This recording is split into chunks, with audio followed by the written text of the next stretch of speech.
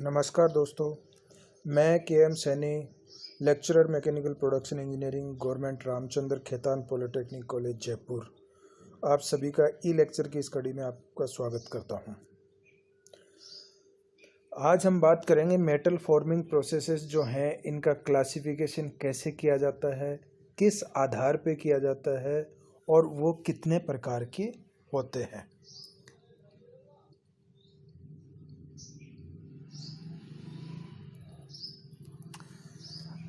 Metal forming process का classification करने से पहले हम इस बात पे चर्चा करते हैं कि मैन्युफैक्चरिंग प्रोसेस क्या होते हैं। मैन्युफैक्चरिंग प्रोसेस वो प्रोसेस होते हैं जिनके द्वारा किसी भी रॉ मटेरियल को किसी भी यूजफुल प्रोडक्ट में बदला जाता है, उस पे वो संक्रियाएं करके या वो प्रक्रम करके या प्रोसेस करके उस प्रोडक्ट को किसी यूजफुल प्रोडक्ट में बदला जाता है। और मैन्युफैक्चरिंग प्रोसेस डिफरेंट तरह के होते हैं। उनमें से कुछ जो मैन्युफैक्चरिंग प्रोसेस हैं उनको यहाँ अपने दिखाया गया है। जैसे जॉइनिंग प्रोसेस है, तो जॉइनिंग में है जैसे वेल्डिंग है, सोल्डरिंग है, फैब्रिकेशन है। फिर डिवाइडिंग है, कटिंग है, स्लिटिंग आदि डिवाइडिंग के अंतर्गत आते। कोटिंग प्रोसेसेस हैं, मॉडिफिकेशंस हैं कि आप किसी प्रोडक्ट में कोई अल्ट्रेशन करके उसको अदर वर्क के लिए भी यूजफुल बना रहे हो। फिर है फॉर्मिंग प्रोसेस है और शेपिंग प्रोसेस है। शेपिंग प्रोसेस में जनरली मशीनिंग प्रोसेसेस आते हैं जो कि सेपरेट स्ट्रीम में अपने पढ़ते हैं। तो ये जो बाकी सारे मैन्युफैक्चरिंग प्रोसेसेस हैं, इनको हम अलग अलग सब्जेक्ट्स में पढ़ेंगे, वर्कशॉप टेक्नोलॉजी है उनमें पढ़ेंगे।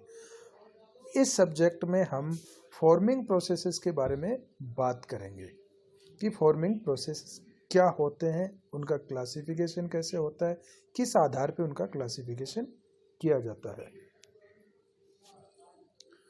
तो सबसे पहले तो हम फॉर्मिंग प्रोसेस को डिफाइन करते हैं कि फॉर्मिंग प्रोसेस होता क्या है।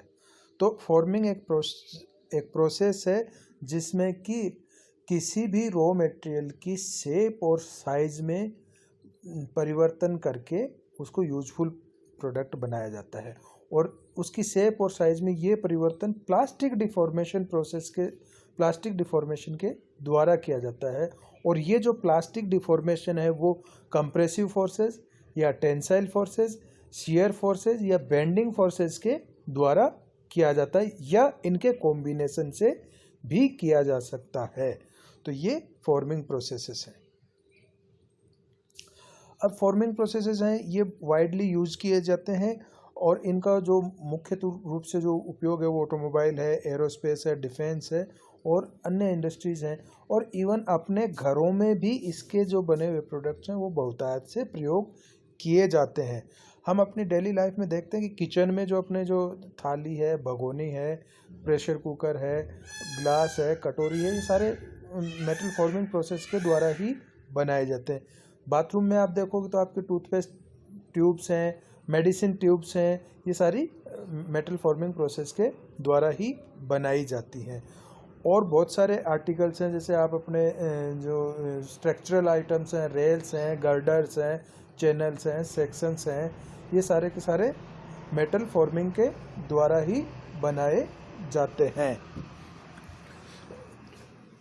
और इनके अलावा जैसे ट्यूब्स हैं, चैन्स हैं, साइकिल रिम्स हैं, ऑटोमोट बॉडीज़ हैं, वॉल्स हैं, रोल शेप्ड हैं, कॉइन्स हैं, स्टैम्प्ड हैं आदि इसमें मेटल फॉर्मिंग प्रोसेस के द्वारा बनाई जाती हैं। अब अपना जो है क्लासिफिकेशन है कि ये मेटल फॉर्मिंग प्रोसेसेस का क्लासिफिकेशन कैसे किया जा सकता है, किस आधार पे किया जा सकता है। तो एक ब्रीफ जो क्लासिफिकेशन है वो यहाँ पे आपको दिखाया गया है कि मेटल फॉर्मिंग प्रोसेसेस को 3 भागों में बांट सकते हैं अपने। एक है bulk forming, sheet metal forming और पाउडर मेटल फॉर्मिंग।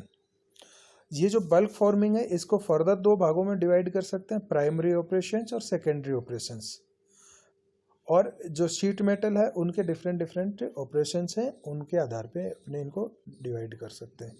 और पाउडर मेटलर्जी एक अलग से स्ट्रीम है जिसकी स्टडी अपने अलग से करते हैं पाउडर मेटलर्जी में। तो पाउडर मेटल फॉर्मिंग प्रोसेस है, ये एक रिसेंट डेवलपमेंट है। अब हम इनका क्लासिफिकेशन करते हैं मेटल फॉर्मिंग प्रोसेस का।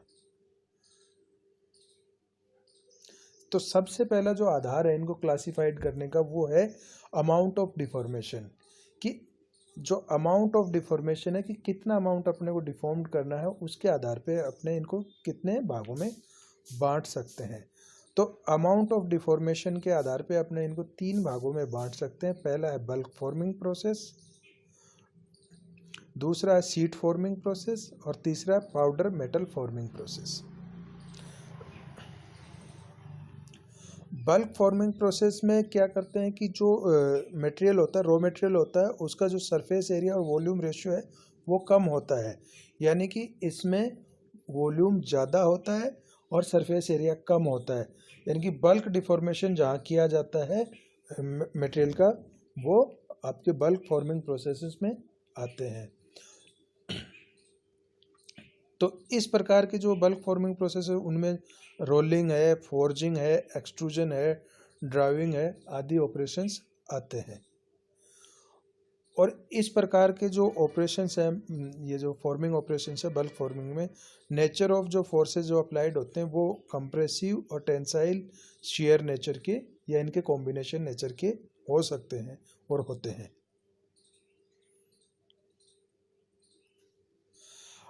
अब जो बल्क फॉर्मिंग प्रोसेसेस है इसको फर्दर 2 ग्रुप में डिवाइड किया जा सकता है, प्राइमरी और सेकेंडरी ऑपरेशंस। प्राइमरी ऑपरेशंस तो वो इंटरमीडिएट ऑपरेशंस हैं जो कि कास्ट इनगोट्स को जो इंटरमीडिएट प्रोडक्ट्स में बदलती हैं, जैसे बार है, सीट्स है, प्लेट्स है, ट्यूब्स है।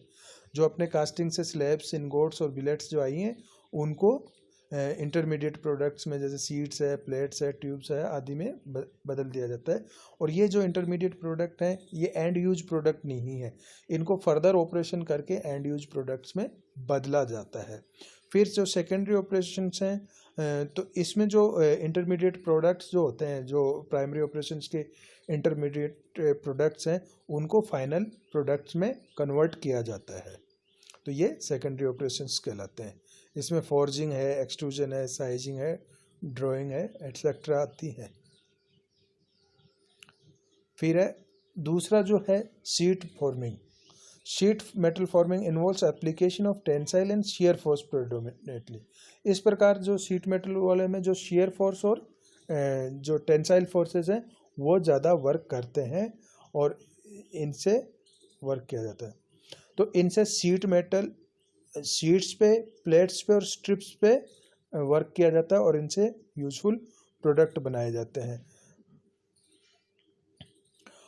शीट मेटल जो ऑपरेशंस है वो मोस्टली हाइड्रोलिक और मैकेनिकल प्रेसेस पे किए जाते हैं और जो इनका जो टूल सेट होता है उसको डाई और पंच कहते हैं। और इसके जो शीट मेटल ऑपरेशंस है इनमें जो शीट्स होती हैं उन पे अपने डिफरेंट शेप से बनाई जाती हैं।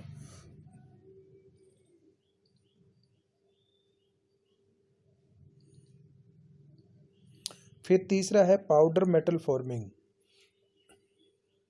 ये एक नई क्लास है फॉर्मिंग प्रोसेस की जिसमें मेटल का पाउडर बना के उसको रिक्वायर्ड शेप्स में बनाया जाता है, कंप्रेस किया जाता है। तो पाउडर मेटलर्जी का या पाउडर मेटल फॉर्मिंग का एक एडवांटेज है कि इसकी एबिलिटी है कि जो पार्ट है अपना उस पर क्लोज डायमेंशन के टॉलरेंस मेंटेन कर सकते हैं और बिना मटेरियल का वेस्टेज किए उस क्लोज डायमेंशन पे अपने पहुंच सकते हैं। तो इसी कारण से इस प्रोसेस को नियर नीट शेप फॉर्मिंग भी कहा जाता है। तो अपने बात करें कि near net shape forming process क्या होता है, तो वो पाउडर मेटलर्जी या पाउडर मेटल फॉर्मिंग प्रोसेस होते हैं जिनमें कि मेटल के पाउडर को डिजायर्ड शेप या जो वो है डाई कैविटी उसमें डाल के कंप्रेस करके और उसको रिक्वायर्ड शेप दी जाती है और उसमें क्लोज टॉलरेंस मेंटेन किए जाते हैं।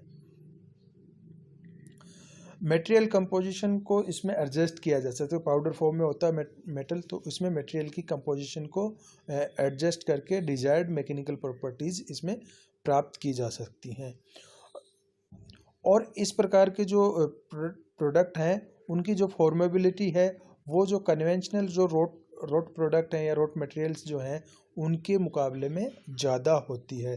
तो इस वजह से इस प्रोसेस के पॉपुलर होने का कारण ये भी है।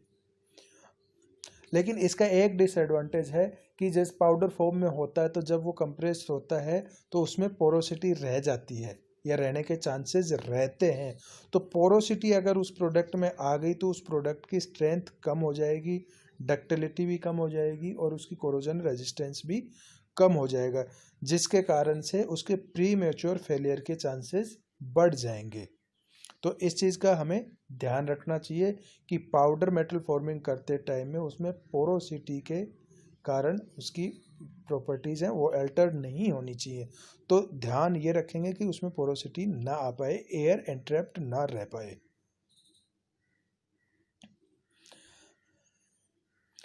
अब दूसरा जो आधार है इनके मेटल फॉर्मिंग प्रोसेसेस को क्लासिफाई करने का वो है कि डिफॉर्मेशन फोर्सेस जो है वो किस नेचर के हैं या nature of the deformation force applied on the material. इस आधार पर फॉर्मिंग जो है वो निम्न भागों में विभाजित की जाती है। पहला है फॉर्मिंग बाय कंप्रेसिव फोर्सेस या compressive stresses.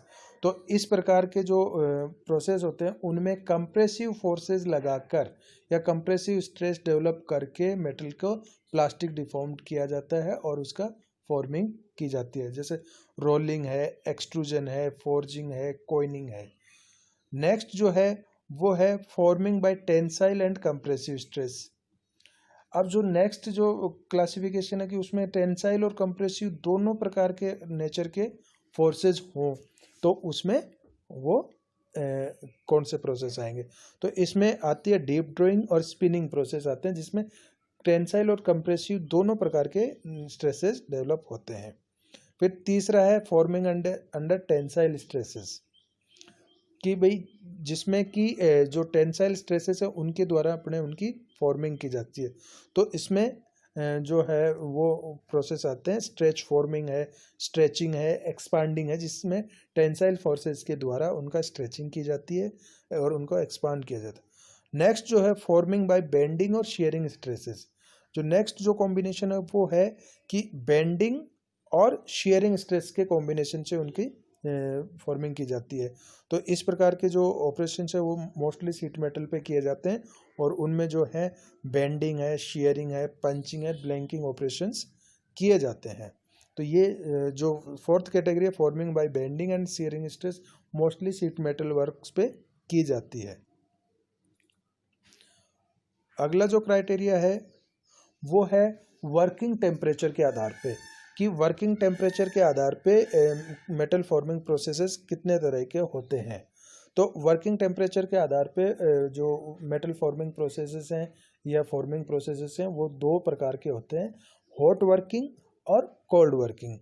Hot working process वो होते हैं जिनमें मेटल फॉर्मिंग प्रोसेसेस जो है उस मटेरियल के रिक्रिस्टलाइजेशन टेम्परेचर के ऊपर के टेम्परेचर पे किया जाता है, अर्थात जिसमें मटेरियल को गर्म किया जाता है और उसको इस टेम्परेचर तक गर्म किया जाता है कि उसका रिक्रिस्टलाइजेशन टेम्परेचर उसको क्रॉस कर जाता है और उसके क्रिस्टल रिक्रिस्टलाइज होना शुरू होते हैं और उस कंडीशन में उस पर वर्क किया जाता है। इसको जनरल भाषा में कहें तो कि रेड हॉट कंडीशन में इस पर वर्क किया जाता है।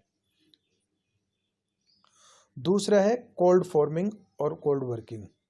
कोल्ड वर्किंग में क्या करते हैं कि अपने रूम टेम्परेचर या रिक्रिस्टलाइजेशन टेम्परेचर से नीचे का वर्किंग टेम्परेचर रख के उस पर वर्क किया जाता है और इस प्रकार की जो वर्किंग है उसको कोल्ड वर्किंग प्रोसेस कहते हैं या कोल्ड वर्किंग कहते हैं या कोल्ड फॉर्मिंग प्रोसेस कहते हैं।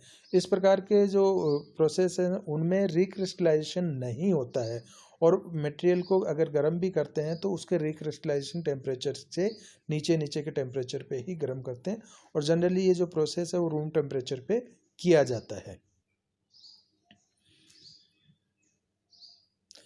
Hot working is a metal forming process that is carried out at a temperature range that is higher than the recrystallization temperature of the metal being formed। यानी कि hot working वो process है जिसमें कि metal का जो recrystallisation temperature है उससे ऊपर की टेम्परेचर रेंज पर उसको वर्क किया जाता है। अब कुछ क्वालिटी होती हैं हॉट वर्किंग प्रोसेस की जो कि एडवांटेज होता है, यानी कि अपने सीधे सीधे ये कह सकते हैं कि हॉट वर्किंग के एडवांटेज क्या क्या हैं। तो अपने जो है हॉट वर्किंग के एडवांटेजेस की बात करते हैं। जब हम मटेरियल को गर्म करते हैं और उसका जो रेड हॉट कंडीशन आ जाती है तो उसकी जो स्ट्रेंथ है वो घट जाती है, जिसकी वजह से जो कि वर्क फोर्स रिक्वायर्ड है या डिफॉर्मेशन की जो रिक्वायर्ड फोर्स या जो लोड है वो कम हो जाता है, जिससे कि कम फोर्स में ही अपने ज़्यादा मटेरियल का डिफॉर्मेशन कर सकते हैं। इस प्रकार के जो प्रोसेस हैं हॉट वर्किंग में no strain hardening will occur, strain hardening नहीं होती है। Hot working temperature requires much less force and power in the then in cold working. Cold working की तुलना में इस प्रकार के प्रोसेस हैं उनमें बहुत कम फोर्स और पावर की रिक्वायरमेंट होती है, क्योंकि जैसे ही रिक्रिस्टलाइजेशन टेम्परेचर से ऊपर अपने गर्म करते हैं उसको, तो उसकी डक्टिलिटी बढ़ जाती है और स्ट्रेंथ कम हो जाती है और उसके यील्ड स्ट्रेस कम हो जाते हैं, जिसकी वजह से कम फोर्सेज में उसका डिफॉर्मेशन शुरू हो जाता है। इस प्रकार के जो प्रोसेस हैं उसमें टेम्परेचर हाई टेम्परेचर के कारण से उसकी डक्टिलिटी बढ़ जाती है। डक्टिलिटी बढ़ने के कारण से हम उसमें मैसिव शेप चेंजेस कर सकते हैं, यानी कि उसमें नंबर ऑफ जो अमाउंट ऑफ डिफॉर्मेशन है वो अपने ज़्यादा कर सकते हैं कम फोर्सेस में।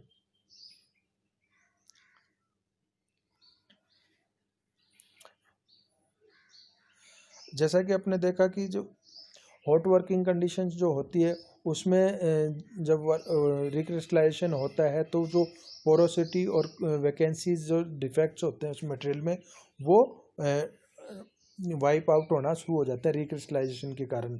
तो उससे पोरोसिटी कम हो जाती है और वैकेंसी डिफेक्ट्स वाइप आउट या मार्जिनलाइज हो जाते हैं।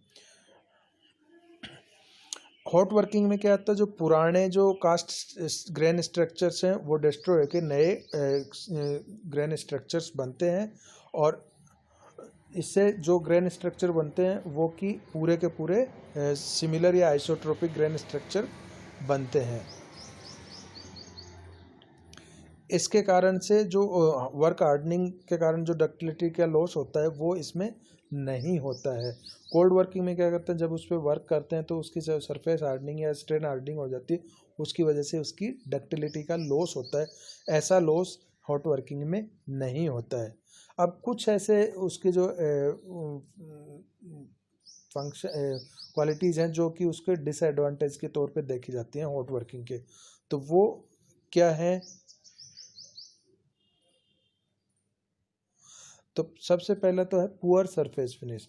ये पुअर सरफेस फिनिश क्यों होती है, क्योंकि जब उसको गर्म करते हैं मटेरियल को और रिक्रिस्टलाइजेशन टेम्परेचर से ऊपर की रेंज में उसको गर्म करके रखते हैं तो मेटल के ऑक्साइड्स बनना शुरू होते हैं और मेटल के ऑक्साइड बनते हैं तो वर्किंग जब करते हैं तो वो ऑक्साइड सरफेस से लेयर के रूप में रिमूव होते हैं, उसकी वजह से मटेरियल लॉस्ट होता है और सरफेस फिनिश अच्छी नहीं बनती है।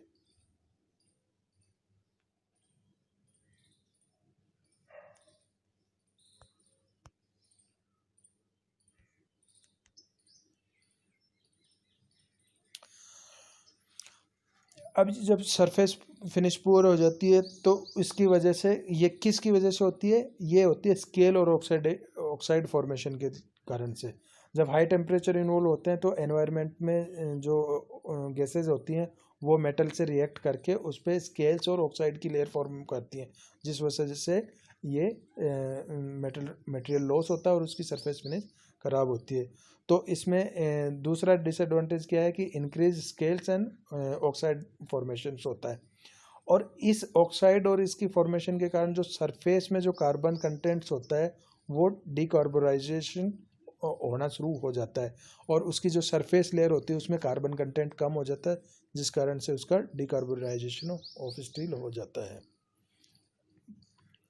अब जो स्केल में मटेरियल लॉस हो रहा है तो इस वजह से हम उसकी क्लोज डायमेंशनल टॉलरेंस या डायमेंशनल एक्यूरेसी मेंटेन नहीं कर सकते हैं इसमें।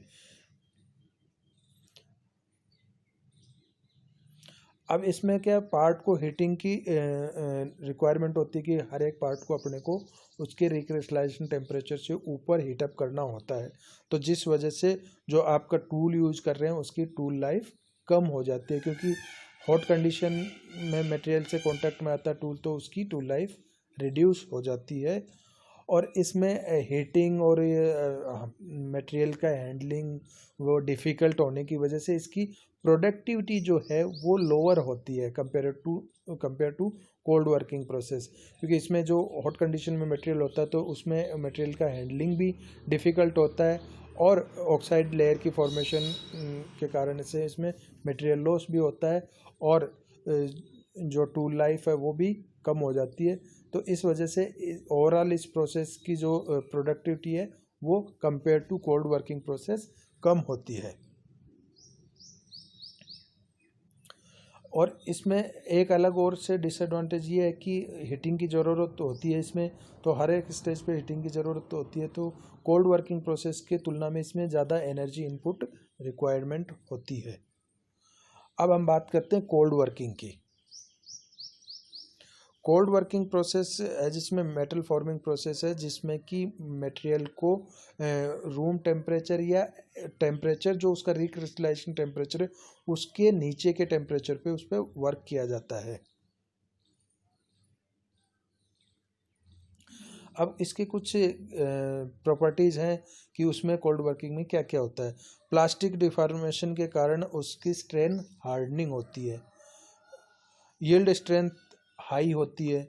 लो टेम्परेचर पे यील्ड स्ट्रेंथ हाई होने की वजह से force required to shape part is greater, तो जिस वजह से यील्ड स्ट्रेंथ ज़्यादा है तो ज़्यादा अपने को फोर्स रिक्वायर्ड होंगे और ज़्यादा पावर इनपुट की रिक्वायरमेंट होगी। और इस केस में क्या उसकी जो मटेरियल की डक्टिलिटी है लोअर टेम्परेचर पे वो कम होती है, जिस वजह से उसमें लिमिटेड शेप चेंजेस कर सकते हैं, तो उस वजह से limited amount of shape changes किए जाते हैं। और कोल्ड वर्किंग करने के लिए अपने को जो सरफेस है उसकी प्रिपरेशन रिक्वायर्ड होती है, क्योंकि जो सरफेस पे जो डस्ट वगैरह है उसको पहले क्लियर करना होता है। हॉट वर्किंग में ऐसा नहीं करना होता, तो उसमें सीधा हॉट किया उसको तो वो जो सरफेस पे जो इम्प्योरिटीज या जो थी वो सब वाइप आउट वो ऑक्साइड के साथ ही हो जाती हैं।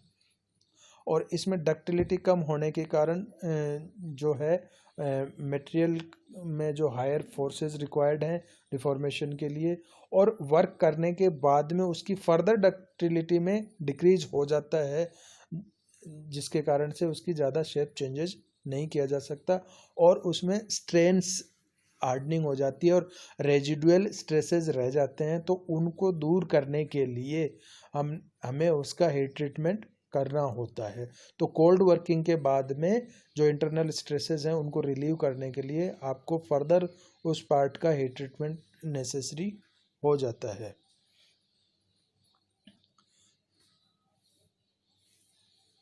अब कुछ प्रॉपर्टी ऐसी हैं जो कि कोल्ड वर्किंग का एडवांटेज के रूप में देखी जाती हैं कि वो क्या होते हैं। अभी तक अपन ने जो प्रॉपर्टी कोल्ड वर्किंग के बारे में बात की थी वो उसके डिसएडवांटेजेस के तौर पे देख रहे थे कि भाई उसमें साइज लिमिटेशंस है अपने पास में, डक्टिलिटी रिड्यूस हो जाती है, उसमें यील्ड स्ट्रेंथ हाई होने की वजह से मोर फोर्सेज और मोर पावर रिक्वायरमेंट होता है, सरफेस प्रिपरेशन की ज़रूरत होती है। अब ऐसे कुछ प्रॉपर्टीज जो होती हैं वो होती हैं कि वो उनकी वजह से इनको एडवांटेज के तौर पे देखते हैं, वो हैं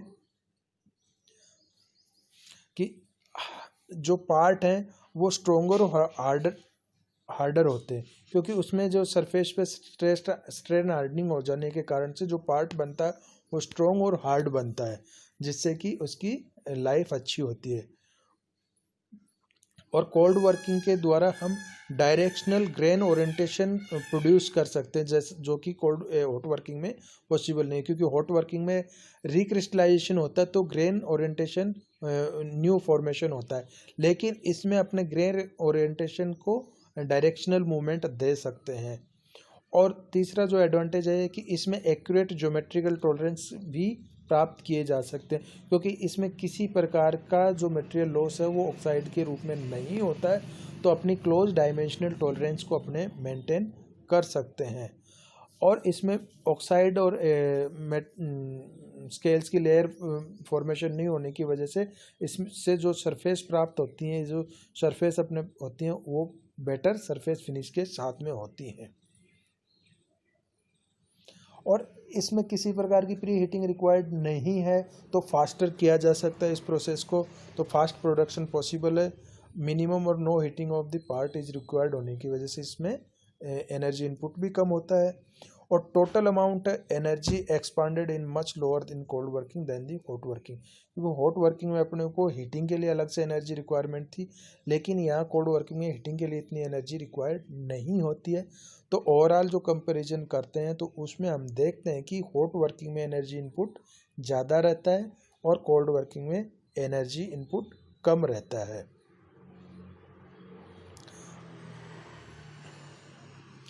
अब जो नेक्स्ट जो लेक्चर होगा उसमें अपने स्ट्रेन हार्डनिंग के और इनके बाकी का जो पार्ट है वो करेंगे। धन्यवाद।